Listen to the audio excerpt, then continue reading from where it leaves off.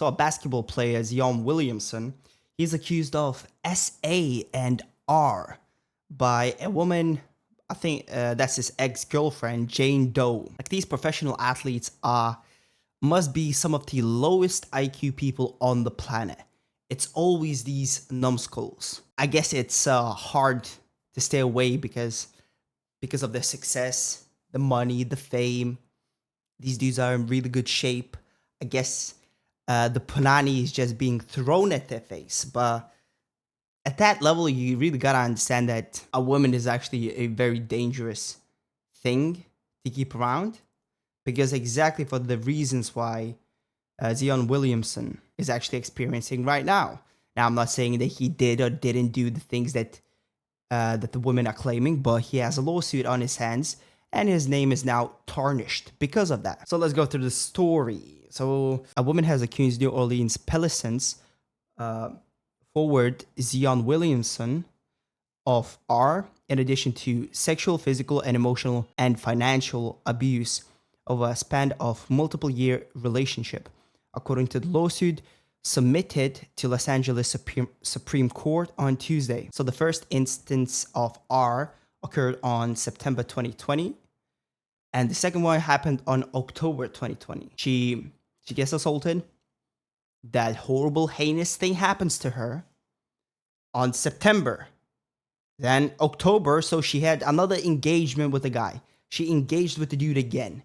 Came over, things happened. Now she's claiming that she was taken advantage once again, which is amazing to some degree.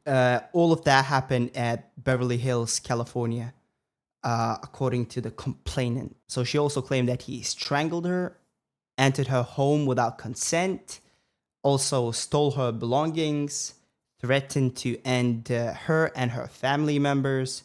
I mean, this is some serious stuff that she's claiming. So the lawsuit is for $18 to $50 million for monetary and including punitive damages and emotional distress. That's why the amount is so large. So from Zion's side, apparently he reported this specific woman to the authorities for extortion, and he also plans to file a counter lawsuit against her for defamation, I believe. If you guys would be kind enough to drop a like and a sub, I would greatly appreciate it. Let's move on. So these are actually some of the allegations from the lawsuit. The plaintiff and the defendant began a dating relationship in around 2018 while the defendant was a freshman at Duke's University. Plaintiff remained in a dating relationship with defendant from 2018 through June 2023. During the course of their relationship, defendant engaged in continuing patterns of abusive, controlling, and threatening behavior towards plaintiff. His wrongful conduct occurred in Louisiana and continued thereafter across several states. The abuse was sexual, physical, emotional, and financial in nature. So let me get this straight. Plaintiff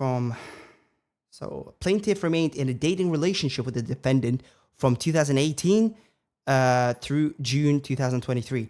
So this dude was apparently showing all these horrible character traits, as in sexual, physical, emotional, and financial abuse. And yet she engaged with this man from 2018 to 2023. Bro, 5 years? It took you 5 years to actually file some sort of a complaint with the police. This is just my opinion. I personally think that this is, again, false accusations. I personally think that this is just a money grab.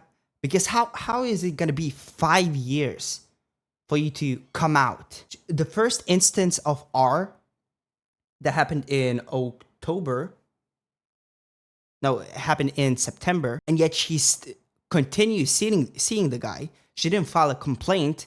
She didn't do anything. And then it happened again in October 2020. Again, next month, she engages with the guy again. No, the first instance that happened in September, she didn't file a lawsuit. She didn't file a complaint with the police. She didn't do anything. During the fall of 2020, the defendant moved to Beverly Hills, California to train for training and rented a house in the area. On or About September 23, 2020, the defendant arred and assaulted plaintiff. Plaintiff was picked up by defendant's agent from a hotel where plaintiff's brother were staying. The defendant's agent brought plaintiff to the defendant's home in Beverly Hills. Defendant, however, did not arrive at the home until later that evening. When the defendant got home, plaintiff told defendant that she was tired and wanted to go to sleep. Defendant called plaintiff stuck up and a bitch and told her that she could not go to sleep without having sex with him. Plaintiff told the defendant no. Defendant pinned plaintiff down on the bed with her hands behind her back and arred her. Afterwards, plaintiff tried to grab her phone, but defendant took it from her. So that was this September event. All of that happened. Horrible. If that really happened, that's clear-cut case. Dude needs to be taken care of. However, why would you next month you still engage with the guy and next month it happens again? Like you're missing the brain cells of something. So this is the threatening to end her and her family's life.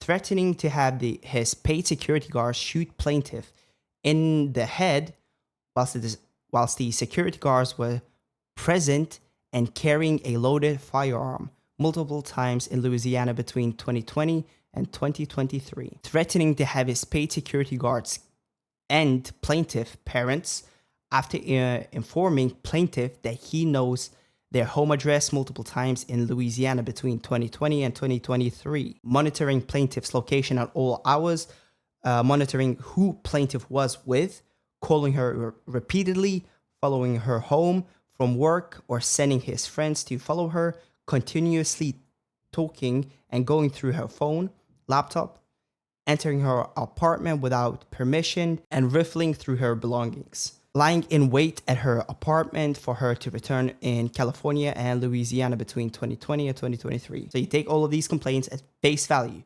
This dude is a psycho.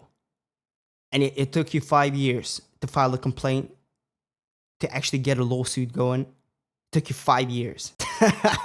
He's violent. This tweet is funny. And now for the second story that's to some degree related to this guy's behavior with his significant others. He also had trouble with Maria Mills. She's a peace star. Everybody deserves a chance to be heard, and I hope me and any of the other victims, I just hope we all get justice. And the amount of bashing, humiliation, slander, and threats that I've been receiving these last 3 years have been a lot, and it's causing me a lot of stress, emotional distress, and I just hope we all can come to justice and this all can be resolved and nobody has to relive all these things ever again. These people most likely never did a risk assessment in their lives. They're not very self-aware, especially this dude. He's getting involved with peace stars. Allegedly, he got her pregnant and he was paying her $100,000 a month to stay quiet. And from a bunch of articles, apparently she's going to join into the lawsuit against the dude for some sort of abuse as well. I mean, this guy kind of deserves it. A, being stupid. 2, involving himself with these sorts of ratchet chicks. I mean, this dude is supposed to be a professional athlete, yet he acts like a hood rat. Yeah, and if any of the allegation comes out true, this dude is completely toast. His sports career is over. It might be over just because of the allegations. But the last comment, Maria Mills, this woman is a demon. But the videos you can see the evil in this witch's eyes, man. Well, now that your NBA career is officially potentially over, that means no money for me equals no money for you. But again, this guy is an idiot, a numbskull, because he's the one who started this source of interactions and relationships that literally ended his career. Congratulations. But again, my opinion, the lawsuit is still ongoing, and I personally believe that this is a money grab. Most likely he did something. Most likely he did something wrong, but the women are actually over exaggerating everything to get a payout. Anyway, if you guys liked the video, please like, comment, and subscribe, and see you next time. Bye.